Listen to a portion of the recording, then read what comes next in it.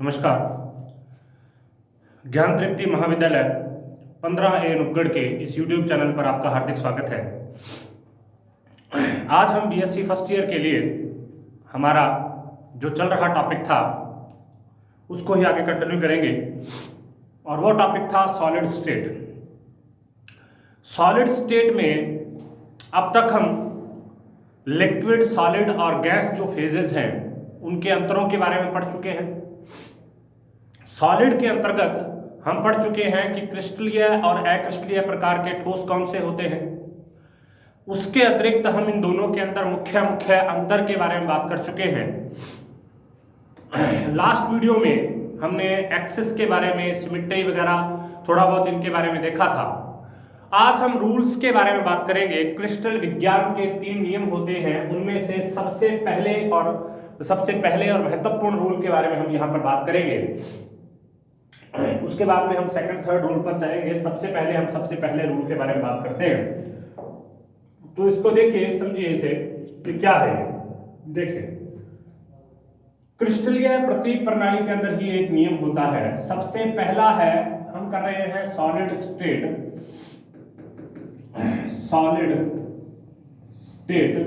और BSc first year के solid state BSc first year के फिजिकल केमिस्ट्री का पार्ट है।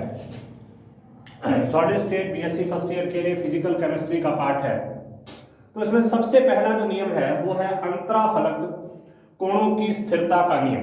उससे पहले हम थोड़ा सा अंतराफलक कोण के बारे में बात करते हैं। ये देखिए, अंतराफलक कोण का मतलब होता है यदि हम दो जो फलक हैं, इन फलकों से लंब डालकर, मतलब 90 डिग्री का एंगल डालकर अगर हम इस तरीके से इसको एक पॉइंट पर मिलाएं तो उसके बीच का जो कोण होगा उसको हम क्या कहेंगे? अंतराफलक कोण कहेंगे। अर्थात जो फलक है उन फलकों से लंब डालकर 90 डिग्री का एंगल डालकर अगर हम उन दोनों रेखाओं को मिलाएं तो उससे जो हमें कोण प्राप्त होगा उसको हम क्या कहेंगे? अंतराफलक कोण कहेंगे। नेक्स्ट देखिए, अब हम इसी के बारे में बात करते हैं कि अंतराफलक कोणों की स्थिरता का नियम क्या होता है। देखिए, अंतराफलक कोण की स्थिरता का, देखिए, जैसा कि हम जानते हैं कि किन्हीं दो प्रतिच्छेदी फलकों के, प्रतिच्छेदी का मतलब होता है जो एक दूसरे को काटते हैं, ये वाले फलक। देखिए, ये फलक हो गया, अब यहां से ये फलक है तो इसका मतलब इसने इसको काट दिया तो इसको हम प्रतिच्छेदी फलक कहेंगे। अब इससे 90 डिग्री के एंगल पर और इससे 90 डिग्री के एंगल पर जब हम खींचेंगे तो यहां पर जो एंगल होगा इसको क्या बोलेंगे? इसको बोलेंगे अंतराफलक। इसको क्या बोलेंगे? अंतराफलक कोण। ठीक है, अंतराफलक कोण। जैसा कि हम जानते हैं किन्हीं दो प्रतिच्छेदी फलकों के लंबरूप खींची गई रेखाओं के मध्य का कोण अंतराफलक कोण कहलाता है। स्टेनो ने 1669 में अंतराफलक कोण और क्रिस्टल से संबंधित एक नियम दिया जिसे अंतराफलक कोण की स्थिरता का नियम कहते हैं। अब इस नियम के अनुसार यह कहा गया है कि किसी पदार्थ के लिए अंतराफलक कोण का मान सदैव स्थिर रहता है। वापस रिपीट कर रहा हूं मैं, किसी पदार्थ के लिए अंतराफलक कोण का मान सदैव स्थिर रहता है, चाहे उसके किसी भी क्रिस्टल का कोई भी फलक किसी भी दिशा में कितनी ही वृद्धि क्यों ना कर ले। कोई भी फलक किसी भी दिशा में कितनी ही वृद्धि क्यों ना कर ले और कोई भी आकार क्यों ना ग्रहण कर ले, उसका जो अंतराफलक कोण होगा वो क्या होगा? हमेशा फिक्स रहेगा। अर्थात ऊपर से देखने पर हमें किसी पदार्थ के क्रिस्टल अलग अलग आकार के, अलग अलग आकृति के प्रतीत हो सकते हैं, लेकिन फिर भी उनका जो अंतराफलक कोण होता है उसका मान सदैव स्थिर रहता है। ठीक है, ऊपर से देखने पर हमें वो अलग अलग प्रकार के दिखाई दे सकते हैं, लेकिन फिर भी जो उनका अंतराफलक कोण होता है वो क्या होता है? हमेशा स्थिर रहता है। अब इसी को हम यहाँ पर बात करेंगे नेक्स्ट कि किस तरीके से स्थिर रहता है और क्या क्या चीजें यहाँ पर बताई गई है। देखिए, अब क्वार्ट्ज जो है, क्वार्ट्ज, अब इसमें एग्जांपल दे रखा है क्वार्ट्ज में इसके क्रिस्टल षटकोणीय होते हैं, मतलब 6 भुजाएं आपस में 6 कोणों का निर्माण करती हैं, षटकोणीय हो जाएंगे। अतः किसी क्वार्ट्ज के लंबवत यदि एक सतह काटी जाए हमने यहाँ पर इसको काट दिया तो उसका आकार क्या होना चाहिए, षटकोणीय। हमने इसको यहाँ से काट दिया है, इसको यहाँ से काट दिया, और उसका आंतरिक कोण भी क्या होगा 120 डिग्री। यहाँ पर देखिए अगर हमारे पास आदर्श क्वार्ट्ज क्रिस्टल हो तो उसके लिए एंगल कितना होता है 120 डिग्री। और अगर हम अलग अलग प्रकार की आकृति वाले क्वार्ट्ज को यहाँ पर लें तो इसके लिए भी क्या होगा 120, इसके लिए भी क्या होगा 120, जबकि इसकी और इन तीनों की आकृतियां क्या है, अलग अलग प्रकार की है। तो यही यहाँ पर बताया गया है कि चाहे फलक किसी भी दिशा में कितनी भी वृद्धि ना कर ले, उनके बीच का जो एंगल होगा उसको क्या बोलेंगे, वो हमेशा क्या होगा, स्थिर होगा। ठीक है, अब देखिए आगे। वास्तव में अलग अलग परिस्थितियों में क्रिस्टलों में असमान वृद्धि के कारण अलग अलग प्रकार की आकृतियां बन जाती हैं, लेकिन फिर भी इनके अंतराफलक कोण या आंतरिक कोण 120 डिग्री ही है। अब इसकी सहायता से हम ये बता सकते हैं कि अंतराफलक जो स्थिरता, अंतराफलक कोण की स्थिरता का जो नियम है उसकी पुष्टि यहाँ से, उसको वेरीफाई हम यहाँ से कर सकते हैं। उसके बाद दूसरा नियम है परिमेय घातांक का नियम, महत्वपूर्ण नियम है। पहला नियम है अंतराफलक कोण के नियम, जिसको स्टेनो ने दिया था। अब स्टेनो ये कहता है कि किसी भी क्रिस्टल के अंतराफलक कोण जो होते हैं उसका मान सदैव स्थिर रहता है, चाहे उसके फलक किसी भी दिशा में कितनी भी वृद्धि क्यों न कर लें, उसके अंतराफलक कोण का मान हमेशा क्या रहेगा, स्थिर रहेगा। ठीक है, एग्जाम्पल के लिए क्वार्ट्ज यहाँ पर दे रखा है। क्वार्ट्ज में आप देख रहे हैं तीन प्रकार से अलग अलग प्रकार की आकृतियां यहाँ पर पाई जा रही हैं, लेकिन फिर भी इनके अंतराफलक कोण का वैल्यू क्या है, 120 डिग्री है। उसके बाद दूसरा नियम है परिमेय घातांक का नियम। परिमेय घातांक का नियम किसने दिया, आरजे हॉय ने दिया था 1784 में। आरजे हॉय ने किस में दिया, 1784 मतलब 1784 में दिया। अब इस नियम में क्या कहा गया है इसको आप ध्यान से सुनिए, और उसके बाद हम वाइस और मिलर सूचकांक के बारे में भी बात करेंगे। इस नियम के अनुसार किसी क्रिस्टलीय अक्ष पर, ये अक्ष है देखो 1, 2 और 3, ये जेड एक्सिस है, ये एक्स एक्सिस है, ये वाई एक्सिस है। तीन इसके अंदर एक्सिस है, एक जेड एक्सिस है, एक एक्स एक्सिस है और एक वाई एक्सिस है। ठीक है, इस नियम के अनुसार किसी क्रिस्टलीय अक्ष पर क्रिस्टल के किसी फलक के अतःखंड या तो इकाई अतःखंड मतलब ए बी सी के बराबर होते हैं अथवा उनके सरल गुणक होते हैं। देखो यहां पर हमारे पास इकाई अतःखंड है, अतःखंड का इंटरसेप्ट होता है, इसको यहां से काट दिया, इसको यहां से काट दिया, यहां पे काट दिया। अब उसने ये कहा कि इसके इकाई अतःखंड तो ये है, इसका ए है, इसका बी है, इसका सी है। अगर हम इसके ऊपर और भी अतःखंड काटे तो या तो इनके पूर्ण गुणित होंगे, मतलब या तो इसके दुगने होंगे, तिगुने होंगे, चौगुने होंगे, एक गुणे होंगे, और या इनके बराबर ही होंगे। ठीक है, हाफ में नहीं हो सकते। तो यहां पर ये उदाहरण के लिए Na, Nb, Nc आदि यहाँ n, n डैश और n डबल डैश जो है पूर्ण संख्याएं होती हैं हमेशा। ठीक है, चित्र 5.11 में माना OX ये है O से लेकर X तक और O से लेकर Y तक और O से लेकर Z तक, तीन क्रिस्टलीय अक्ष हैं। माना ABC एक इकाई तल है, ये इकाई तल है A, B और C, ये क्या है, इकाई तल है। अतः इकाई अतःखंड, अब इसके इकाई अतःखंड क्या हो जाएंगे, A हो जाएगा, B हो जाएगा और C, तीन प्रकार के अतःखंड इसके हो जाएंगे। इस नियम के अनुसार इन्हीं तीन अक्षों पर अगर हम और अतःखंड काटे, उदाहरण के लिए तीन अतःखंड इसमें काट रखे हैं K, L, M, यहाँ पर काट दिया, तो इनके मान ABC के पूर्णांक के गुणांक होंगे। मतलब ABC जो है ये वाले, ये मान लो A हो गया, ये मान लो B हो गया, ये C हो गया, तो K, L, M के जो मान है वो ABC के पूर्ण गुणज होंगे, ABC के पूर्ण गुणज होंगे। ठीक है, अब जैसे यहां पर हम देख रहे हैं कि लगभग दुगने हैं, ये क्या है, A का लगभग दुगना, ये क्या है, A का लगभग दुगना, एक इसका क्या है, तिगुना है, तो 2, 2, 3 होंगे। ठीक है, ABC 2, 2, 3 होंगे। अब देखिए नेक्स्ट, वाइस सूचकांक क्या होते हैं और मिलर सूचकांक क्या होते हैं, महत्वपूर्ण प्रकार की चीजें हैं। इनके द्वारा किसी वाइस सूचकांक, सबसे पहले हम बात करते हैं वाइस इंडिसेस बोलते हैं इसको। इनके द्वारा किसी क्रिस्टल के फलक का क्रिस्टलीय अक्षों से संबंध को दर्शाया जाता है। क्रिस्टलीय अक्षों पर एकांक फलक के अतःखंडों का अनुपात अक्षा अनुपात कहलाता है। इनके द्वारा किसी क्रिस्टल के फलक का क्रिस्टलीय अक्षों से संबंध दर्शाया जाता है। क्रिस्टलीय अक्षों पर एकांक फलक के अतःखंडों का अनुपात अक्षानुपात कहलाता है। किसी क्रिस्टल के अक्षानुपात लिखने में यह परिपाटी है, इस परंपरा का पालन किया जाता है कि बी अक्ष पर अतः खंड को हमेशा एक माना जाता है, ठीक है, और उसके सापेक्ष दूसरे जो अनुपात है उसको ज्ञात कर दिया जाता है। उदाहरण के लिए पोटेशियम सल्फेट के जो अक्षानुपात होते हैं वो क्या होते हैं, ए अनुपात बी अनुपात सी के लिए 0.5727, अनुपात 1 अनुपात 0.7418, इस तरीके से होते हैं। इस प्रकार जिप्सम के लिए फलकों का अक्षानुपात क्या होगा, ए अनुपात बी अनुपात सी बराबर 0.6899 अनुपात 1 अनुपात 0.4124। तो इसका मतलब जो इसके अक्षानुपात होंगे वो क्या होंगे, इसके अक्षानुपात में बी को हमेशा स्थिर माना जाएगा और जो ए और सी है उसका मान अलग अलग होगा अनुपात के अंदर, ठीक है। किसी क्रिस्टल में एक एक त्रिभुजीय तल के प्रवाहित होने पर जो अतःखंड प्राप्त होते जाते हैं उन्हें वाई संख कहा जाता है। अब ये जो अतःखंड हमने प्राप्त किए इनको क्या कहा जाएगा, वाई संख कहा जाएगा। इनका वर्णन एकांक फलक के अतःखंडों के अनुपात के रूप में करते हैं। इसके अलावा हम ये कह सकते हैं कि एक चुने हुए अतःखंड को, मान लो हमने इसको क्या कर लिया, इसको चुन लिया, इसको हमने एक मान लिया, तो इसके सापेक्ष इसका और इसका जो अनुपात होगा उसको हम क्या कहेंगे, वाइस सूचकांक कहेंगे।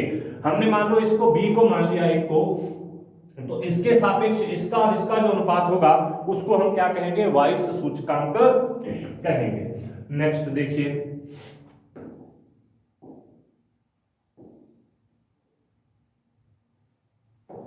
एक को मानकर किसी अतःखंड का अन्य अतःखंड का वर्णन वाइस पैरामीटर के आधार पर कर सकते हैं। उदाहरण के लिए चित्र 5.12 में चुने हुए अतःखंड एबीसी के वाइस पैरामीटर कौन कौन से हैं, ए अनुपात बी अनुपात सी।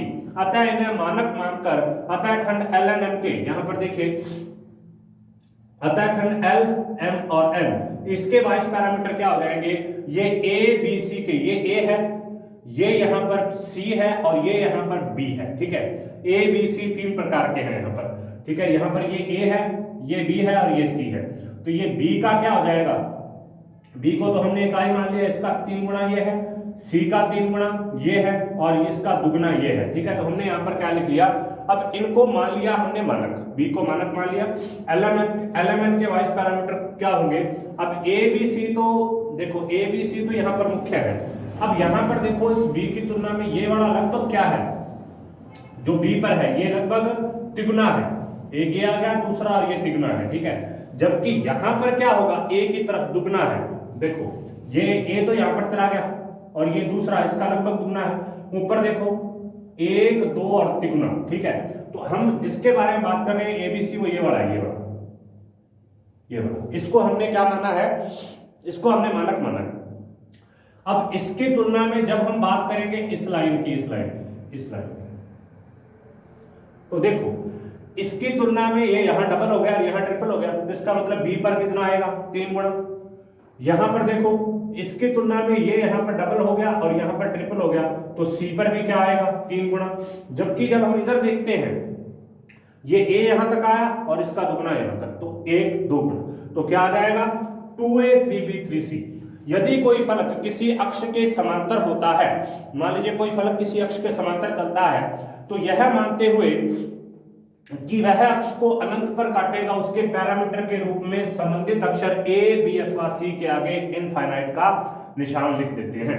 उदाहरण के लिए यदि कोई फलक ए और बी अक्षों को एकांक फलक की तुलना में क्रमशः 1 और 2 एकांक लंबाई पर काटता है, तो और यहां सी अक्ष समांतर है, मतलब हमने कह दिया कि सी तो समांतर है तो कहीं पर भी नहीं काटेगा।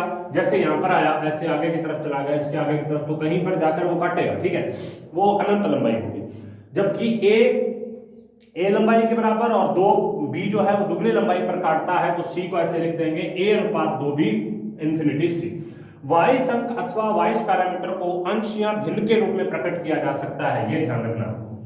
वाइस अंक या वाइस पैरामीटर को अंश या भिन्न के रूप में प्रकट किया जा सकता है। इसके आधार पर हम इसको 1/2 लिख सकते हैं, ठीक है, इसको हम 1/2 लिख सकते हैं इस तरीके से, ये 1/2 है, ठीक है। इसका आता है, इसका ये 3 गुना है और इसका ये 3 गुना है, तो 1/2 ए, 3/2 बी और 3/2 सी। एबीसी को सदा इसी क्रम में लिखते हैं, मतलब ए पहले फिर बी फिर सी, ठीक है, और अंक को बड़े कोष्ठक में लिखकर प्रकट कर सकते हैं। तो एलएमएन के जो वाइस प्रतीक होंगे, एल एम एन के जो वाइस प्रतीक होंगे इसको हम किस तरीके से लिखेंगे 2 3 3, ठीक है 2 3 3, और किसके अंदर लिखेंगे ब्रैकेट के अंदर, हमेशा ये ध्यान रखना है। तो मिलर सूचकांक किस तरीके से, वाइस सूचकांक किस तरीके से हम ज्ञात करते हैं, जिसमें से एक को मानक मानते हैं, अगर कोई समांतर चलता है तो ये माना जाता है कि वो कहां पर काटेगा, इन्फिनिटी पर उसको काटेगा, ठीक है। उसके बाद हम बात करते हैं मिलर सूचकांक के बारे में। मिलर सूचकांक क्या होते हैं, हाँ जी देखिए मिलर सूचकांक क्या है। मिलर ने किसी फलक के अक्षीय अनुपात और अंतःखंडों के सामान्य संबंध के उपयोग से उस फलक के क्रिस्टलीय अक्ष, उस फलक को क्रिस्टलीय अक्ष के पदों के रूप में व्यक्त कर दिया। कैसे, इसके अनुसार किसी फलक की व्याख्या 3 पूर्णांकों से की जा सकती है, उसमें एक h होगा, एक k होगा और एक l होगा, ठीक है। ये तीनों पूर्णांक एकांक तल के अंतःखंड होंगे और उस दिए गए फलक के अंतःखंड के अनुपात को व्यक्त करते हैं। किसी फलक के मिलर इंडिसाइज प्राप्त करने के लिए उसके वाइस पैरामीटर के जो अंक होते हैं, मतलब जो उसका वाइस पैरामीटर है, उसके व्युत्क्रम को लिखा जाता है। व्युत्क्रम को किसी ऐसी छोटी से छोटी संख्या से गुणा करते हैं कि तीनों के तीनों पूर्णांक के अंदर बदल जाए। सबसे पहले तो क्या करेंगे, वाइस लेंगे, वाइस हमने पहले ज्ञात कर लिए। वाइस का क्या करेंगे, व्युत्क्रम करेंगे, व्युत्क्रम का मतलब है उल्टा, और व्युत्क्रम को क्या करेंगे, छोटी से छोटी संख्या से गुणा करके क्या प्राप्त कर लेंगे, मिलर सूचकांक प्राप्त कर लेंगे, ठीक है। अब ये पूर्णांक जो, मतलब हम यहां पर ये कह सकते हैं कि जो वाइस होते हैं, वाइस तो क्या हो सकते हैं, मतलब अपूर्ण संख्या भी हो सकती है, भिन्नात्मक संख्या भी हो सकती है, मतलब क्या हो सकती है, भिन्नात्मक संख्या भी हो सकती है। लेकिन मिलर सूचकांक जो होते हैं ये हमेशा क्या होते हैं, पूर्ण संख्या ही होते हैं। मिलर सूचकांक हमेशा क्या होते हैं, पूर्ण संख्या ही होते हैं। देखिए कैसे प्राप्त किया जाता है उसके बारे में बात करते हैं। देखिए उदाहरण के लिए चित्र 5.2 में जो हमने पहले वाइस पैरामीटर निकाले थे वो क्या आए थे, 2a 3b 3c। अब वाइस पैरामीटर के अंकों का व्युत्क्रम जब हम करेंगे तो 2a को क्या लिख देंगे 1/2, 3b को क्या लिख देंगे 1/3 और c को क्या लिख देंगे 1/3, ठीक है। को 6 से गुणा करके, अब इसको किससे गुणा करेंगे, 6 से गुणा कर ले। अब तीनों को 6 से अगर गुणा करेंगे, छोटी से छोटी संख्या में गुणा करना है, अगर तीनों को 6 से गुणा करेंगे तो सारे के सारे कट जाएंगे। फॉर एग्जांपल 1/2 into 6, 1/3 into 6 और 1/3 into 6, काटो काटो काटो, 3 2 2, तो इसके वाइस क्या आ जाएंगे 3 2 2। एलिमेंट फलक के लिए मिलर सूचकांक कहलाते हैं। अब यहां पर इसको हम ऐसे नहीं पढ़ते, अब ये अगर ऐसे लिखा हुआ है 3 2 2 लिखा हुआ है तो हम इसको ये नहीं कहते कि 322 है, हम इसको कहते हैं 3 2 2, ऐसे करके लिखते हैं, ठीक है 3 2 2। इसी प्रकार यदि फलक का वाइस प्रतीक, किसी का वाइस प्रतीक क्या है, किसी का वाइस प्रतीक क्या होगा a 3b, ये है। अब इसको हमको वाइस प्रतीक को बदलना है तो सबसे पहले क्या रहेगा 1, अब 1/1 तो 1 ही होता है, उसके बाद में क्या रहेगा 1/3 और 1/∞, ठीक है। अब 1 का सबसे, अब इसको क्या करेंगे, इसको 3 के साथ गुणा कर देंगे, सभी को 3 के साथ छोटी छोटी संख्या से गुणा करके इसको पूर्णांक में करना है। तो 1 × 3, 1/3 × 3 और 1/∞ × 3, तो ये तो 0 होती है, इसकी वैल्यू तो 0 आएगी, ठीक है। यहाँ पर 3 से 3 कैंसिल हो जाएगा 1 और इसका क्या आ जाएगा 3, तो इसके मान क्या आ जाएंगे 310 310 310 310, ठीक है। तो इस तरीके से हम इसके जो मिलर पैरामीटर है वाइस पैरामीटर से उसको ज्ञात कर सकते हैं।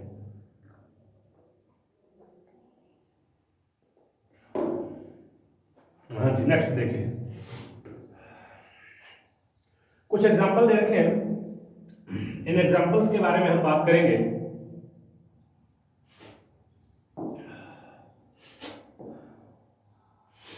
देखिए यहां पर क्या है, उपयुक्त विवरण से स्पष्ट है कि मानक या एकांक तल ABC के मिलर अंक क्या होंगे, H के या L के इकाई होंगे, इसे 1 1 1 तल कहेंगे। यदि किसी तल का अतःखंड ऋणात्मक हो, अर्थात चित्र 5.12 में दिखाए गए अक्षों को उनके विपरीत दिशा में बढ़ाने पर काटे तो मिलर सूचकांक को बार लगा देते हैं। बार का उपयोग ऋणात्मक स्थिति को, अगर कोई ऋणात्मक हो जाए मतलब उल्टी दिशा में जाता है तो उसके लिए बार का यूज कर लेते हैं, सामान्यतः ऐसा नहीं पाया जाता, ठीक है। अतः यदि किसी फलक के अतःखंड एबीसी है तो उसके मिलर सूचकांक 1 1 1 होंगे, क्योंकि तीनों क्रम जो है एबीसी के क्रम में है, तो जो अक्ष अतःखंड को ऋणात्मक दिशा में काटता है उसके ऊपर हम बार लगा देंगे। तो यहाँ पर हम इसके मान भी देखें, वो ऋणात्मक ऑलरेडी हमें दिया होगा। क्वेश्चन किस तरीके से आएगा, आपको वाइस प्रतीक दिए होंगे, आपको उसके मिलर प्रतीक ज्ञात करने हैं, ठीक है। तो सबसे पहले अपने क्वेश्चन करते हैं। देखिए, एक क्रिस्टल तल अतःखंड की 3 क्रिस्टलीय अक्ष हैं, जिसमें से एक क्रिस्टलीय अक्ष क्या है, ए, मतलब 1 हो गया, उसके बाद 1/2 बी और उसके बाद 3/2 सी। यहां ए, बी तथा सी क्रमशः एक्स, वाई और जेड पर इकाई लंबाइयां हैं। इस तल के मिलर सूचकांक ज्ञात करने हैं। इस अतःखंड सूचकांक के वाई सूचकांक तो हमें पहले दे रखे हैं, ए का 1 हो गया, इसका 1/2 हो गया, इसका 3/2 हो गया। इनके व्युत्क्रम क्या होंगे, इनके व्युत्क्रम होंगे 1, 2 और 2/3। 1, 2, 2/3, इसका उल्टा कर दिया, इसका 2 आ गया। अब इसको 3 के साथ गुणा कर देंगे, क्योंकि हमको क्या करना होता है, जो हमें वाइस प्रतीक दे रखे हैं उन वाइस प्रतीक का व्युत्क्रम करके उसे छोटे से छोटे ऐसी संख्या से गुणा करना होता है कि जिससे पूर्णांक के अंदर बदल जाए। तो 3 से अगर इसको गुणा कर देंगे तो क्या आ जाएगा 3, उसके बाद 6 और उसके बाद 2। तो इस तल के मिलर सूचकांक क्या होंगे, 3, 6, 2 होंगे। उसके बाद है 5.3 आगे उदाहरण। उन क्रिस्टल तलों के मिलर सूचकांक को ज्ञात कीजिए जो क्रिस्टलीय अक्ष को निम्न पर काटते हैं। जैसे एक दे रखा है 2a 3bc, तल के वाई सूचकांक क्या हो जाएंगे 2, 3, 1, व्युत्क्रम इनके क्या हो जाएंगे 1/2, 1/3 और 1। 6 से गुणा करने पर क्या हो जाएंगे, 6 से गुणा करेंगे तो 3, छोटी से छोटी पूर्णांक संख्या से गुणा करना है, उससे छोटी संख्या कोई है नहीं, कटेगा नहीं है। तो 1/2 इंटू 2, 1/2 इंटू 6 बराबर 3, 1/3 इंटू 6 बराबर 2 और 6 का 6। 6 से गुणा कर दिया तो इसके मिलर सूचकांक क्या बन गए 3, 2, 6। इस तरीके से इसको लिखेंगे। अब नेक्स्ट जो है अगला वो क्या है, ए बी सी है। तो ए बी सी का मतलब होता है 1, 1, 1। देखो ये ध्यान रखना, यदि किसी के वाई सूचकांक 1, 1, 1 है तो वो आगे मिलर में भी 1, 1, 1 रहेंगे, ठीक है। अगर किसी के 1, 1, 0 है तब भी वो इसी तरीके से रहेंगे, उसको भी आगे अपने करेंगे, ठीक है। तल के वाई सूचकांक 1, 1, 1 है तो इनके व्युत्क्रम क्या हो जाएंगे 1, 1, 1, तो मिलर सूचकांक भी क्या हो जाएंगे 1, 1। मान लीजिए तल के वाई सूचकांक क्या है 6, 3, 3, इनके व्युत्क्रम क्या हो जाएंगे 1/6, 1/3, 1/3। तो 6 से गुणा करने पर इनको 6 के साथ गुणा कर दो, इसका आ जाएगा 1, इसका आ जाएगा 2, इसका आ जाएगा 2। तो मिलर सूचकांक क्या हो जाएंगे 1, 2, 2। इस तरीके से हम इसके मिलर सूचकांक को ज्ञात कर सकते हैं। नेक्स्ट, तल के वाई सूचकांक ये महत्वपूर्ण क्वेश्चन है, इसको थोड़ा ध्यान से देखिए। तल के वाई सूचकांक नेगेटिव दे रखे हैं, यहाँ पर नेगेटिव है, बार लगाएंगे जब अपने, मैंने कहा था कि अगर नेगेटिव होते हैं, जब हमने पढ़ा है तो हमने देखा है कि अगर नेगेटिव होते हैं तो उसको बार लगाकर प्रदर्शित कर देते हैं ऊपर। तो वो बार किस तरीके से लगती है उसके बारे में हम बात कर रहे हैं। देखिए तल के सूचकांक क्या दे रखे हैं, 2a का 2 आ गया, -3b का क्या आ गया 3 और -3c का क्या आ गया 3। तो क्या आ गया, व्युत्क्रम इसका क्या आ जाएगा 1/2, इसका आ जाएगा -1/3 और इसका आ जाएगा -1/3। 6 से गुणा कर देंगे सभी को तो क्या आ जाएगा 3 - 2 - 2। अब बार लग गई। अब मिलर सूचकांक जब हम लिखते हैं तब बार लगाते हैं, तो क्या आ जाएगा 3, 2 बार 2 बार। इस तरीके से हम इसको कर सकते हैं। एक बार आप इस क्वेश्चन को सारे को नोट डाउन कर लीजिए किस तरीके से होता है। इसका ऊपर वाला क्वेश्चन भी थोड़ा सा लिख लीजिए आप, वो भी आपके अच्छा काम का है। यहाँ से ये क्वेश्चन है, थोड़ा सा मैं इसको, ठीक है। अब ये सारा का सारा इसको आप नोट डाउन कर लीजिए, जिससे कि इससे संबंधित अगर कोई भी क्वेश्चन अगर आता है तो आपको कैसे दिया जाएगा, वाइस सूचकांक आपको सामान्यतः दिए जाते हैं और उनके मिलर सूचकांक आपको बनाने होते हैं, ठीक है। इसी तरीके से क्वेश्चन आता है, नेगेटिव जहां पर हो वहां पर उसको बार से प्रदर्शित कर देते हैं। तो एक बार इसको नोट डाउन कर लीजिए, फिर हम आगे बात करते हैं।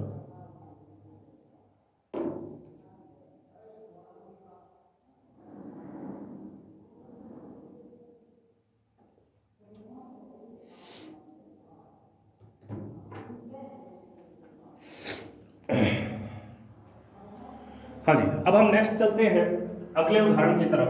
पुखराज के अंदर दे रखा है, पुखराज के अंदर क्रिस्टल के 4 तल दे रखे हैं। देखिए पुखराज होता है टोपाज, एक रत्न होता है पुखराज, टोपाज जिसको बोलते हैं। पुखराज के क्रिस्टल के 4 तलों के लिए पैरामीटर के मान दे रखे हैं, L बराबर 1, M बराबर 1 और N बराबर 1, ठीक है। दूसरे तल के लिए l बराबर 1, m बराबर 1 और n बराबर इन्फिनिटी। तीसरे तल के लिए l बराबर 1, m बराबर 1 और n बराबर 2/3। चौथे तल के लिए l बराबर 2, m बराबर 1 और n बराबर इन्फिनिटी। तो इस तरीके से मान दे रखे। इनके लिए मिलर सूचकांक ज्ञात करने हैं। अब अतः खंड के अनुपात सबसे पहले अपने लिखते हैं y सूचकांक में। तो देखो सबसे पहले 1 1 1 है तो a अनुपात b अनुपात c आ जाएगा। दूसरे में क्या है 1 1 इन्फिनिटी है तो a अनुपात b अनुपात इन्फिनिटी c आ जाएगा। तीसरे में 1 1 2/3 है तो a अनुपात b अनुपात 2/3 c आ जाएगा। और चौथे में 2 1 इन्फिनिटी है तो 2a अनुपात b अनुपात इन्फिनिटी c। तो इसके सबसे पहले तो होता है खंड इस तरीके से लिखे जाएंगे, ठीक है। ये आपको जैसा दिया जाता है उसको आपको वैसा का वैसा लिखना होता है, मतलब इसको वाइस में तो इस तरीके से लिखा जाता है। अब हमको आगे मिरर में बदलना है तो उसको देखते हैं अपने कैसे करेंगे।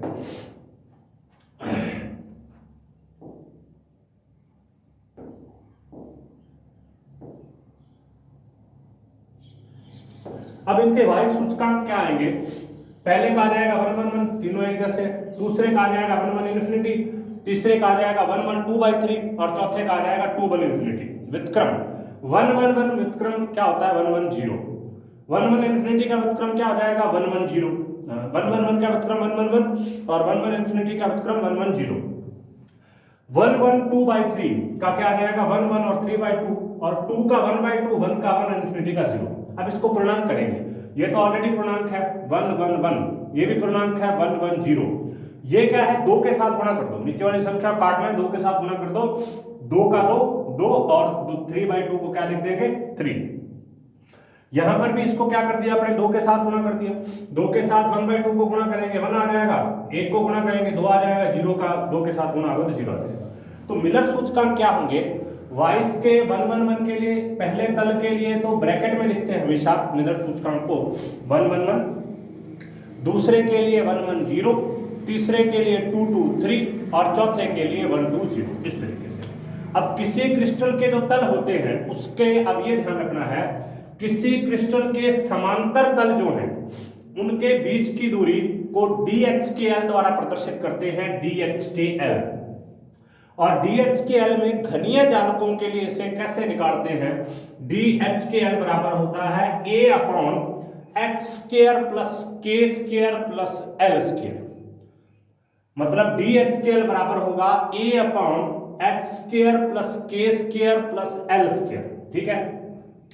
ये यहां पर क्या है घन की भुजा है, h, k और l यहां पर क्या है मिलर सूचकांक है। तो घन की भुजा आपको दी जाएगी, कोई भी घनीय है, घनीय के ऊपर ही ये फॉर्मूला लागू होता है, उसके लिए घन की भुजा आपको दी जाएगी और h, k, l मिलर सूचकांक के मान आपको दिए जाएंगे। उसकी सहायता से आप समांतर तल जो है उनके बीच की जो दूरी है उसको ज्ञात कर सकते हैं, अर्थात एक तल ये रहा, एक तल ये रहा, इनके बीच की दूरी को आप ज्ञात कर सकते हैं, ठीक है, किसी में भी। तो यहां पर देखो एक एग्जांपल भी दे रखा है, एक घनीय जालक के 3 तल हैं, एक है 1 0 0, एक है 1 1 0 और एक है 1 1 1 के अंतराल किस प्रकार परिवर्तित होते हैं, इन तलों के लिए एक डायग्राम भी बनाना।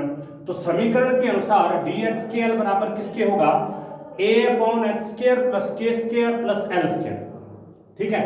इन तीनों, अब इसमें समीकरण लागू करेंगे DHKL। अब h का मान यहां पर सबसे पहले के लिए क्या है 1 0 0 लिख दिया बराबर A/√1 का स्क्वायर प्लस 0 का स्क्वायर 0 होता है, 0 का 0 होता है, तो इसका मान क्या आ जाएगा A। उसके बाद में D1 1 0 बराबर क्या आ जाएगा A/,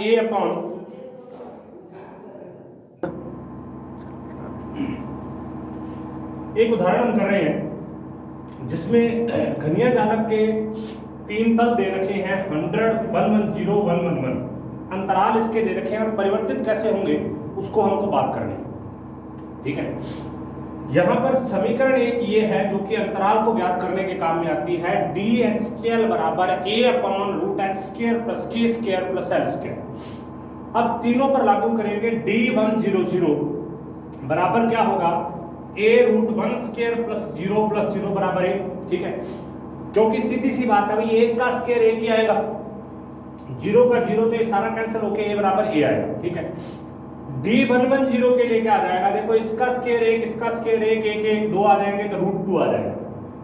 और D1 1 1 के लिए क्या आएगा, तीनों है इसका स्क्वायर 1, इसका स्क्वायर 1, इसका स्क्वायर 1, अंडर रूट हटाएंगे तो 1 1 1 आ जाएगा। तो अब यहाँ पर क्या होगा, ये माना जाएगा a/√3 के बराबर, ठीक है। तब तीनों के लिए जो सूचकांक यहाँ पर आए हैं वो सूचकांक देखिए क्या आ गए, D100 के लिए मान आया 1, ये रहा a है तो इसका मतलब 1 है।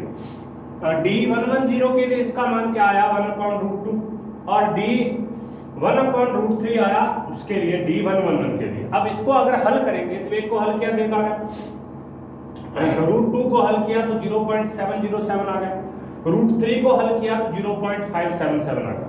अब इसके तल देखो, तल क्या है उसको देखो, जो 100 है 100 तल है उसका मतलब है आमने सामने के दो तल ही कवर किए हैं बस, और कोई तल कवर नहीं हुआ। 110 का मतलब है दो तल कवर किए गए हैं, एक ये वाला और एक ये वाला, और 111 का मतलब है तीनों पर है, मतलब इस एक्सिस पर भी है, इस एक्सिस पर भी है और इस एक्सिस पर भी है, तीनों एक्सिस पर कुछ ना कुछ भाग यहाँ पर पाया जा रहा है, ठीक है। उसके बाद अगला उदाहरण,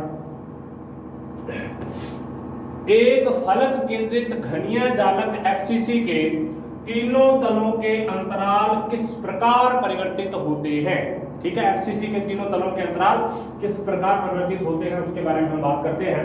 वो देखिए, एक फलक केंद्रित घन के प्रत्येक फलक के केंद्र में एक परमाणु पाया जाता है। देखो, फलक केंद्रित का मतलब क्या होता है कि इस तरीके से उसके घन तो है, और घन में जैसे यहाँ पर इस तरीके से घन बना दिया और उसके प्रत्येक केंद्र पर क्या है, एक एक परमाणु है। जैसे आमने सामने के सभी फलकों पर जितने भी फलक हैं उसके केंद्र पर एक एक परमाणु पाया जाएगा। अतः एक सरल घन के 100 तलों के मध्य में तलों को खींचा जा सकता है जिसके निम्न वाइस प्रतीक होंगे। 100 है इसमें क्योंकि आमने सामने के तलों पर ही पाया जाता है, यहाँ फलक केंद्रित के प्रत्येक फलक के केंद्र में होता है, तो इसको खींचेंगे तो 100 आ जाएगा इसकी रेमान, ठीक है। तो क्या होगा, वाइस प्रतीक जब हम लिखेंगे तो इसका क्या जाएगा 1/2, इसका व्युत्क्रम क्या आ जाएगा इन्फिनिटी, इसका व्युत्क्रम क्या आ जाएगा इन्फिनिटी। तो मिलर सूचकांक क्या आ जाएंगे, इसको 2 के साथ गुणा करेंगे 2, इसका इन्फिनिटी का क्या आ जाएगा 0, इसका क्या आ जाएगा 0, जिसके लिए मिलर सूचकांक कितने आ जाएंगे 200। अब हम ज्ञात करते हैं इसको, इसके बीच की दूरी को कैसे ज्ञात किया जा सकता है उसको देखते हैं। इस प्रकार इसके विकिरण तलों के मध्य खींचे गए तलों के वाइस पैरामीटर क्या है विकिरण में, -1/2, 1/2 और इन्फिनिटी। इनके लिए मिलर सूचकांक क्या होंगे 220। तो दो प्रकार के आप आएंगे, देखो HKL में एक तो आएगा 200, एक आएगा 220, एक आएगा 111, 3 प्रकार के हैं, ठीक है। 111 में सारे के सारे कौन से आएंगे, तो फलक के अंदर कण है वो वाले, इनका कोई अन्य तल नहीं बनता। तो DHKL जो होता है फॉर्मूला है a/√x² + k² + l²। तो D200 a/2 की स्क्वायर, a/2, 220 इन दोनों की स्क्वायर, a/2√2, यहाँ पर इनकी स्क्वायर तो a/√3। तो इसकी वैल्यू क्या आएगी, D200 बराबर क्या आ जाएगा, D200 अनुपात D220 अनुपात D111 क्या आ जाएगा, इसको तो 1/2, ये देखिए 1/2, इसका 1/2√2 और इसका 1/√3। 1/2 को आगे हम हल करते हैं तो 1 आ जाएगा, इसका 0.707 आ जाएगा और इसका 1.154 आ जाएगा। तो इस तरीके से इसकी वैल्यूज हम यहाँ पर ज्ञात कर सकते हैं। अब हम आगे बात करते हैं सममितता के कुछ नियम के बारे में कि सममितता का नियम क्या होता है, थोड़ा सा इसके बारे में बात करेंगे। इसमें 2-4 चीजें पाई जाती हैं, सममिति तल होता है, सममिति अक्ष होता है, उन सभी के बारे में यहाँ पर थोड़ी थोड़ी हम बात करेंगे। देखिए, सममितता का नियम, अब उससे पहले हमारे पास एक चीज है अंतःखंड रूप में तल की समीकरण। अब हमारे पास एक डायग्राम था 5.12, ये वाला,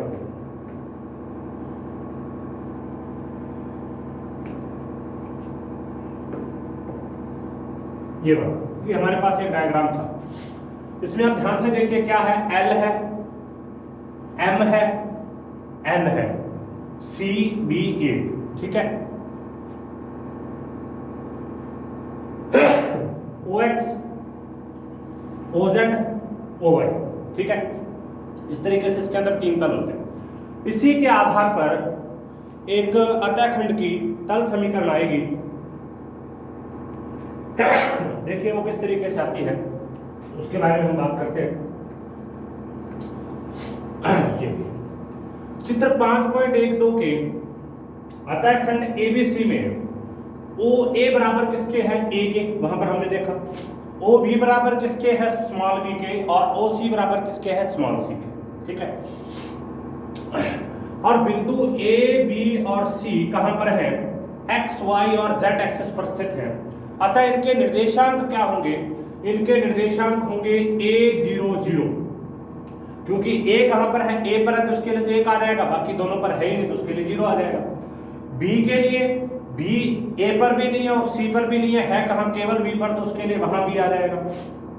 c के लिए वो ना तो a पर है और ना b पर है, केवल c पर है, तो उसके लिए जो सूचकांक आ जाएंगे, a के लिए आ जाएगा a00, b के लिए आ जाएगा 0b0 और c के लिए आ जाएगा 00c।